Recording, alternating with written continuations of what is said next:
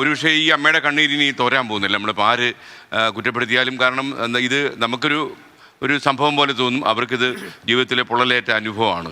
ഇനി ഒരാൾക്കും ഇത് സംഭവിക്കാതിരിക്കട്ടെ എന്ന് കൂടി നമുക്ക് പറയാം.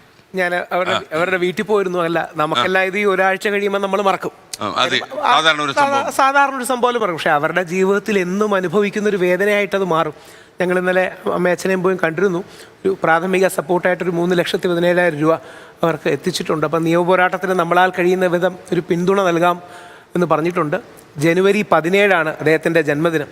അപ്പോൾ ദീപകിൻ്റെ ജന്മദിനത്തിന് തന്നെ ഒരു പുരുഷാവകാശ ദിനമായി ആചരിക്കുകയും ഒരു ദീപകിൻ്റെ സ്മരണ നിലനിർത്താൻ ഒരു ഹെൽപ്പ് ലൈൻ തുടങ്ങുകയും ഏത് പുരുഷന്മാർക്കും ഇതേപോലെ വിളിക്കാനാണ്. ശ്രീനാഥൻ സാർ നേരത്തെ പറഞ്ഞ കാര്യമാണ് അതിൽ പ്രധാനം.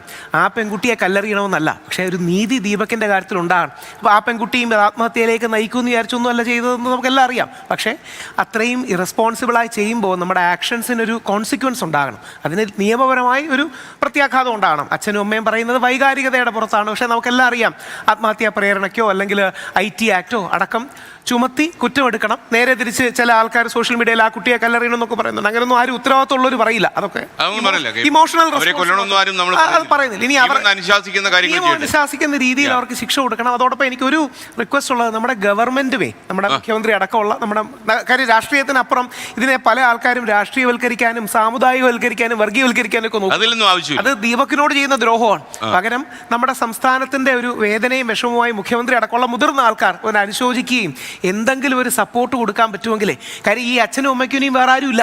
ഇത് ഒന്നാമത്തെ കേസ് മാത്രമല്ല, 2 മാസം മുമ്പ് ഞങ്ങൾ സുനീർ എന്ന് പറഞ്ഞ് തിരുവനന്തപുരത്ത് 29 വയസ്സുള്ളൊരു പയ്യനുണ്ട്. അവൻ അമ്മയും സഹോദരിയും മാത്രമേ ഉള്ളൂ.